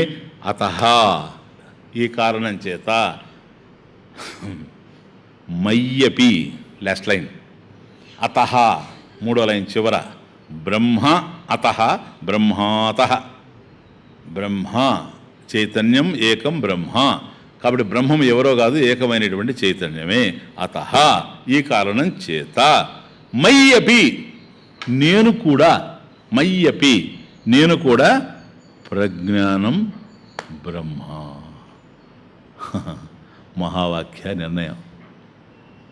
ఈ కారణం చేతనే అంతటా ఏ ప్రజ్ఞానం అయితే ఉందో అదే ప్రజ్ఞానం నా హృదయంలో కూడా ఉంది గనక, ప్రజ్ఞానం అనేటువంటిది ఏకమే కానీ అనేకమయ్యేందుకు అవకాశం లేదు. కాబట్టి ఏకమైనటువంటి ప్రజ్ఞానం బ్రహ్మమే గనక ఆ ప్రజ్ఞాన స్వరూపమే నా హృదయంలో ఉండడం వల్ల నేను కూడా ప్రజ్ఞానం బ్రహ్మం. అది ఆ పాయింట్ రా, మహావాక్యం అది కదా. నేను కూడా బ్రహ్మమే అన్నామంటే ప్రజ్ఞానం మళ్ళీ నిన్న శ్లోకం పోద్ది. నిన్న ప్రజ్ఞానం ఏదో అదే బ్రహ్మ ఈక్వేషన్. ఇప్పుడు రెండు కలిపి చెప్పచ్చు. ఎందుకంటే బ్రహ్మ అంటే ప్రజ్ఞానం వేరు అనుకోవచ్చు, ప్రజ్ఞానం అంటే బ్రహ్మ వేరు అనుకోవచ్చు. ప్రజ్ఞానం బ్రహ్మ, ప్రజ్ఞానం బ్రహ్మైవ, బ్రహ్మయేవ ప్రజ్ఞానం, తద్ అహమేవ, అదే నేను. కాబట్టి మయ్యపి, నేను కూడా ప్రజ్ఞానం బ్రహ్మ, ప్రజ్ఞానం బ్రహ్మయేవ. అది నేను కూడా ప్రజ్ఞానం బ్రహ్మే. ప్రజ్ఞాన స్వరూపమైనటువంటి బ్రహ్మం ఏదైతే ఉందో అది నేను కూడా. నేను కూడా ఏంది అర్థం కావడానికి, నేను అదే, మరి నువ్వే అదే, ఆయన అదే, అదే అదే సర్వం బ్రహ్మమయం రే, సర్వం బ్రహ్మమయం. అయిపోయిందా? ఇప్పుడు ఉన్నదంతా బ్రహ్మమే కానీ రెండవది లేదు. ఏది బంధం ఎవరికి? కో బంధ, కో ముక్తి, నా నిరోధో నచోత్పత్తి. ఎక్కడ బంధం, ఎక్కడ విముక్తి? ఎవరికి బంధం, ఎవరికి విముక్తి? మోక్షం ఎవరికి, బంధం ఎవరికి? కో బంధ కో మోక్ష. చెప్పండి, ఇంతవరకు ఎవరు నువ్వంటే ఇప్పటి వరకు నువ్వు బ్రహ్మవిత్. The point. బ్రహ్మవిత్ ఆప్నోతి పరం, బ్రహ్మవిత్ ఆప్నోతి పరం. ఇప్పటి వరకు బ్రహ్మవిత్. బ్రహ్మవిత్ అంటే ఎవడు?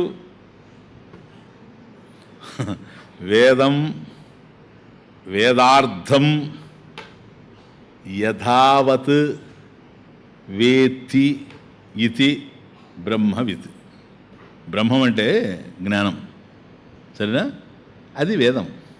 దానికి అర్థం ఉంది, ప్రతి పదానికి అర్థం ఉంది, వేదానికి కూడా అర్థం ఉంది. వేదం ఏం తెలియజేస్తూ ఉందో అది. కాబట్టి సమస్తమైనటువంటి వేదం, వేదార్థం, ఉపనిషత్తులు, ఉపనిషత్తార్థం ఇది సంపూర్ణంగా తెలిసిన వాడు ఎవడో వాడు బ్రహ్మవిత్. వేదం వేదార్థం వేత్తి. ఎట్లా వేత్తి? వాడి ఇష్టం, వాడి మనసులో ఉండే తెలుసుకోవడం కాదు. యథావత్ వేత్తి ఇది బ్రహ్మవిత్.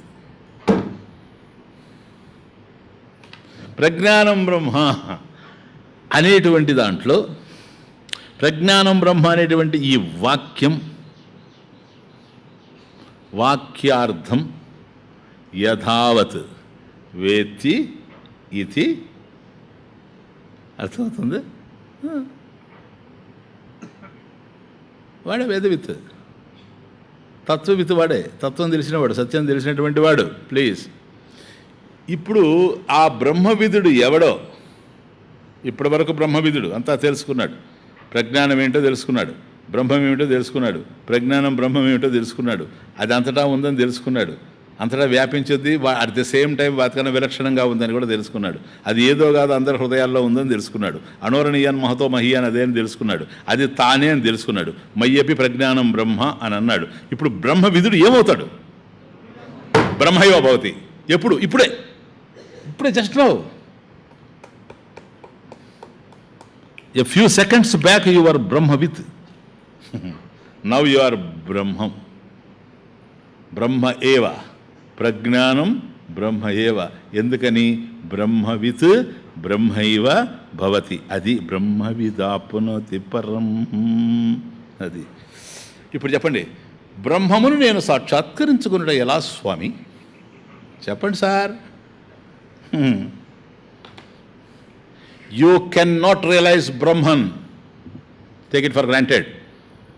You cannot realize Brahman without being Brahman. Because Brahman is you. Brahman is you. కాబట్టి నీవు బ్రహ్మమును కాకుండా బ్రహ్మమును తెలుసుకునే ప్రశ్న లేదు. నువ్వు బ్రహ్మము అయ్యావు అని తెలిసిపోయింది అనుకో నీకు, ఇంకా ఒకవేళ బ్రహ్మమును తెలుసుకుంటే నువ్వు ఏమని తెలుసుకుంటావు తెలుసా? నేనే బ్రహ్మము. మయ్యపి ప్రజ్ఞానం బ్రహ్మ. నేనే జ్ఞానస్వరూపమైనటువంటి, ఏ జ్ఞానం? ఈ జ్ఞానం కాదు, ప్రజ్ఞాన స్వరూపమైనటువంటి బ్రహ్మము నేనే. ఇది పూర్ణ బోధ. Let us go back. కోయమాత్మ ఇతి వామదేవాచార్య సాక్షాద్ ఉపాస్యన.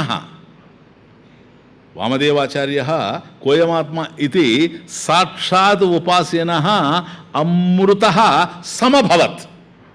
అది కదా నిన్న చూసింది మంత్రార్థం, ఐత్రేయం. అక్కడ కదా మనకి దొరికింది ప్రజ్ఞానం బ్రహ్మ అనేది. కాబట్టి అయం ఆత్మ కహ, ఈ ఆత్మ ఏమిటి అని సాక్షాద్ ఉపాస్యన. కోయం ఆత్మ, అయం అయం అయం అయం దేశ్ దేశ్ దేశ్ సమీపే. ఈ ఆత్మ ఏంటి? ఈ ఆత్మ ఏంటి అని వచ్చినప్పుడు ప్రజ్ఞానం అని తెలిపోయింది. ఏ నిక్షతే శృణోతీయతం తత్ ప్రజ్ఞానం ఉదీరితం. అదే ప్రజ్ఞానం అని తెలుసుకున్నాడు. సాక్షాత్ ఉపాసన. ఆ అయం దగ్గర అన్నిటికన్నా దగ్గరగా ఉండేటువంటిది ఏంటో అది తన స్వరూపం అని తెలుసుకున్నాడు. ఏమయ్యాడు? అమృత సమభవత్. అమృత స్వరూపుడైపోయాడు. ఇంకా నశించేటువంటి వాడు కాదు. ప్రజ్ఞానం బ్రహ్మ నశించేటువంటిది కాదు. ఇది ముండకలో దీని కనెక్షన్. ముండక అథర్వణ మీద, ముండకలో లాస్ట్లో మన డివిడీలో కూడా చూసే ఉంటారు.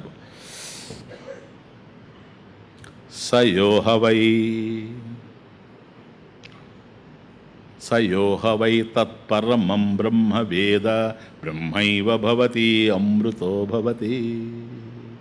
అంగిరస్ మహర్షి. ఇది క్లియర్.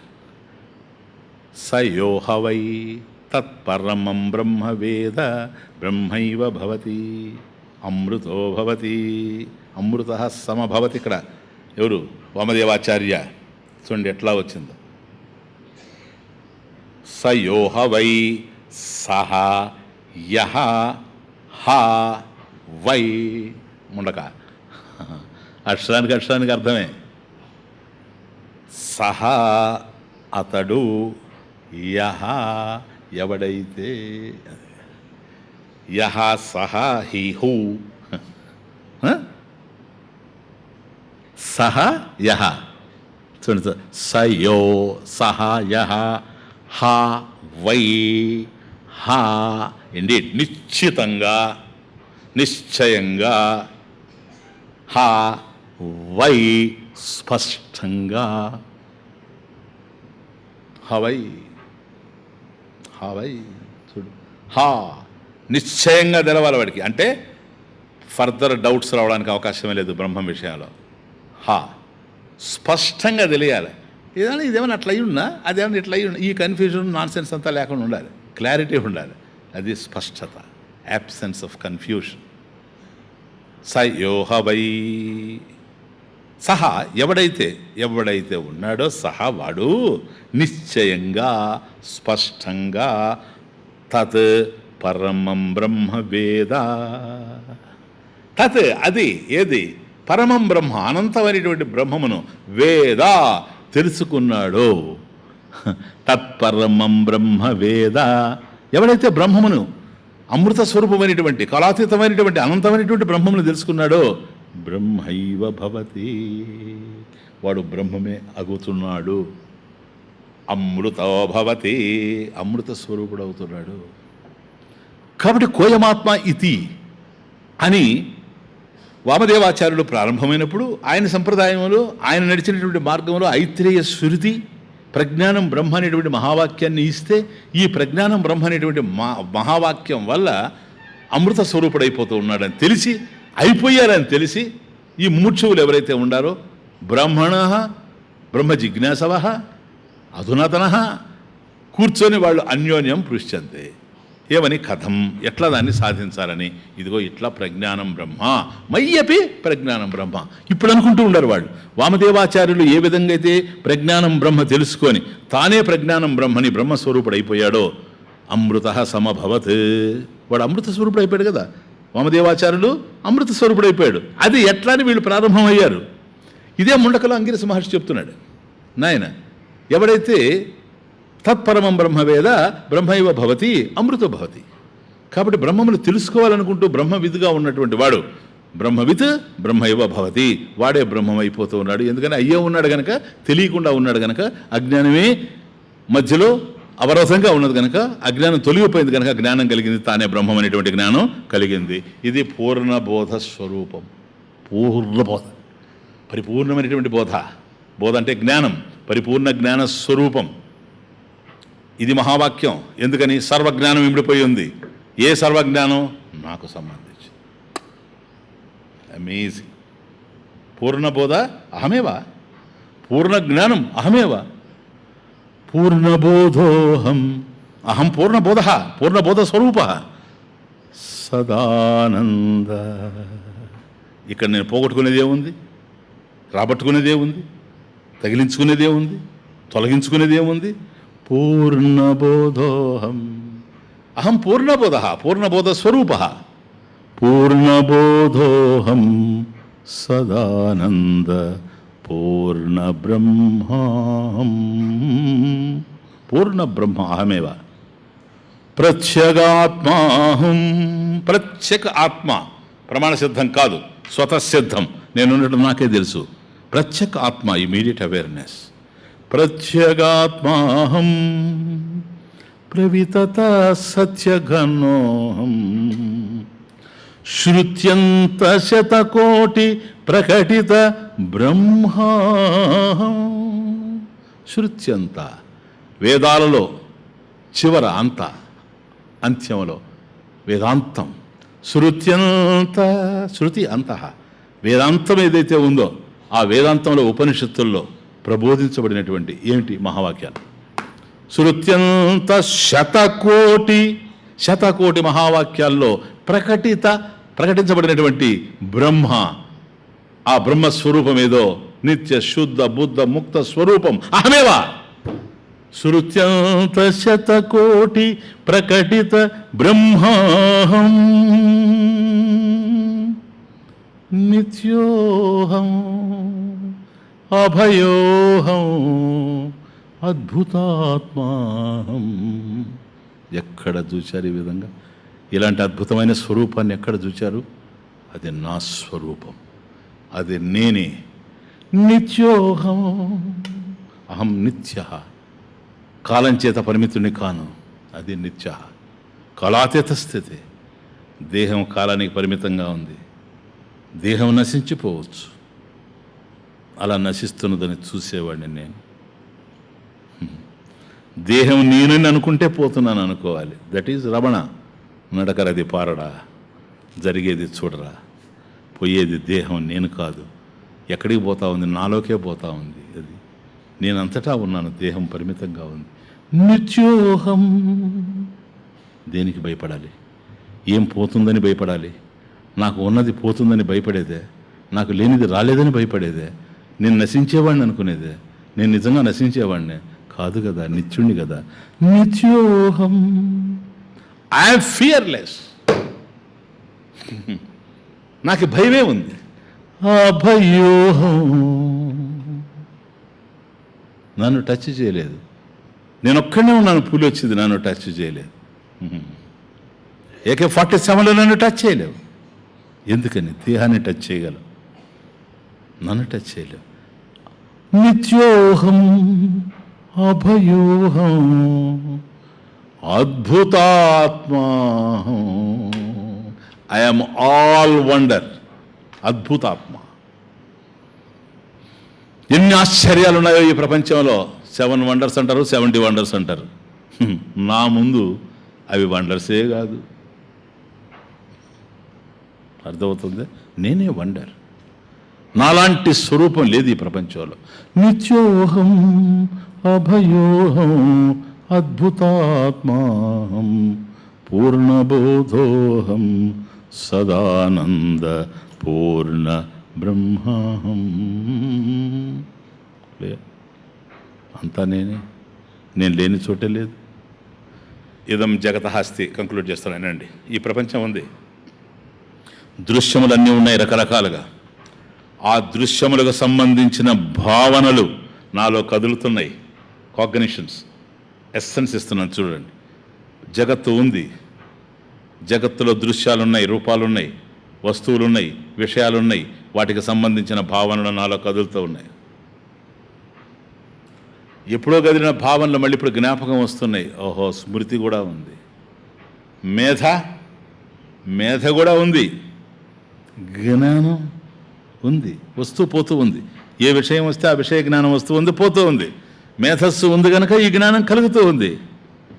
ధృతి ఉంది, మతి ఉంది, చితిహి ఉంది, సంకల్ప ఉంది. స్వామీజీ ఇవన్నీ ఉన్నావు కదా. ఎస్, చైతన్యం ఏకం బ్రహ్మ కదా, ప్రజ్ఞానం.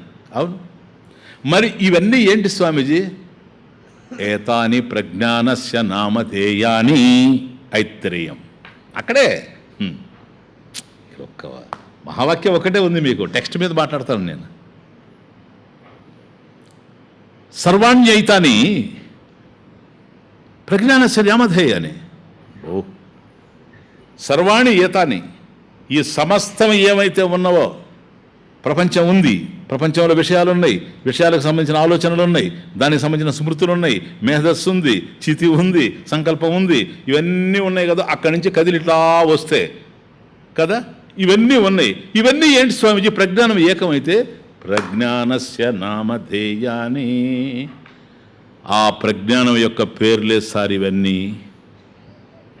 నామధేయాన్ని ఏవ, కేవలం నామధేయాన్ని, నామమాత్రం ఏవ. వాచారంభణో వికారో నామధేయం మృత్తికేత్యవ సత్యం. ప్రజ్ఞానమేవ సత్యం, ప్రజ్ఞానమేవ బ్రహ్మ, బ్రహ్మ సత్యం. నామధేయాన్ని మిథ్య. వాచారంభణో వికారో నామధేయం. క్లియర్? మిథ్య. అక్కడ ఎట్లాగైతే తెలుసుకున్నామో ఇక్కడ కూడా అంతే. అంత మిథ్య తప్ప ఇంకేమీ లేదు. అందువల్ల ఇంతకుముందు నడిచిన ప్రజ్ఞానేత్రో లోక నేత్ర నీయతే ఇతి నడుపుతూ ఉంది. ప్రజ్ఞానమే సమస్తాన్ని నడుపుతూ ఉంది. నీయతే ఇతి నేత్ర. జగత్తు అయిపోయింది. ఇదంతా కలిసి ప్రజ్ఞానం యొక్క నామధేయం. ఒక్క నిమిషం ఇటు పక్కకు రండి.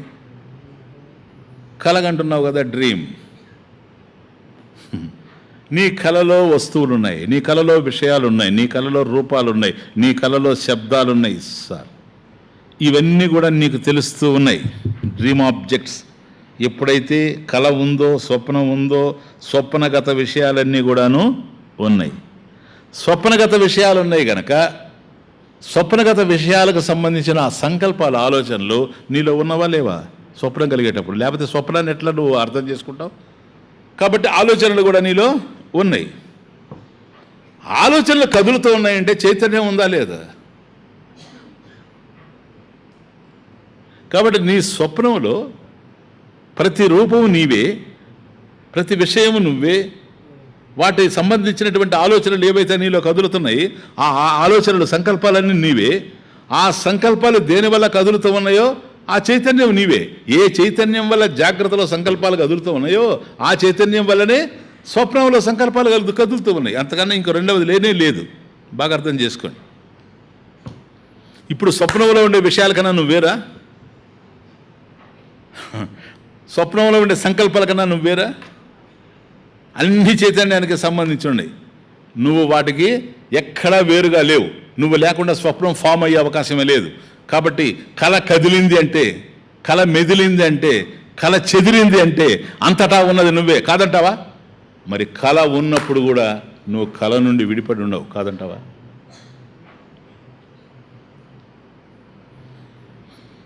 ప్రజ్ఞానే ప్రతిష్ఠ. నీ చైతన్యం ఎట్లాగైతే నీ కళంతా కూడా నిండిపోయి నీ కళలో ఉండే ప్రతి వస్తువులో ఉండి, ప్రతి విషయంలో ఉండి, ప్రతి సంకల్పంలో ఉండి వాటన్నిటికన్నా విలక్షణంగా నీ చైతన్యం ఉందో మేల్కోగానే ప్రజ్ఞానే ప్రతిష్ఠ. కాబట్టి ఈ జగత్తంతా కూడా ప్రజ్ఞానం చేతనే నిండిపోయి ఉంది. ప్రజ్ఞా ప్రతిష్ఠ ఆ ప్రజ్ఞానం చేతనే నిండిపోయి ఉంది. కానీ ప్రజ్ఞానం మాత్రం విలక్షణంగా ఉంది. అవి ఉండినా ఇది ఉంటుంది, అది లేకపోయినా ఉంటుంది.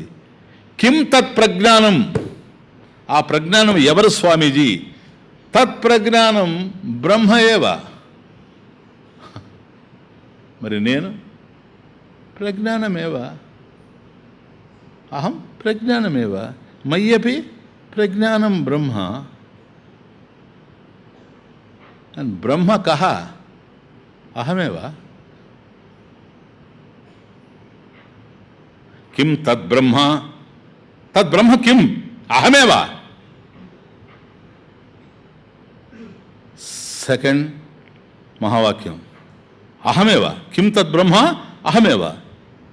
అహం బ్రహ్మాస్మి, అహం బ్రహ్మాస్మి. Then we enter into Yajurveda, Brihadaranyakopanishad. అహం బ్రహ్మాస్మి. Next మహావాక్య please. ఓం పూర్ణమదః పూర్ణమిదం పూర్ణాత్ పూర్ణముదచ్యతే పూర్ణస్య పూర్ణమాదాయ పూర్ణమేవావశిష్యతే. ఓం శాంతి శాంతి శాంతి.